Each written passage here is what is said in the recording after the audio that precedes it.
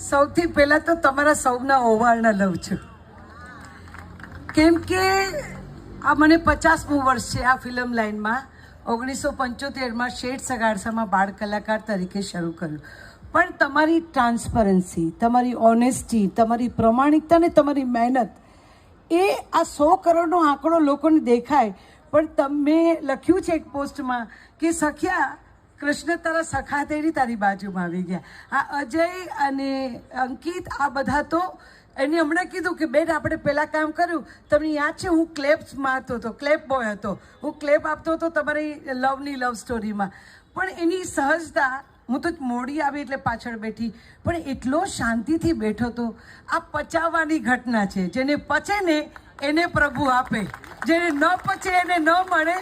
કારણ કે લોકોને જેને કહેવાય ને કે નામ ફેમની ઉલટા ત્યાં થતા હોય છે.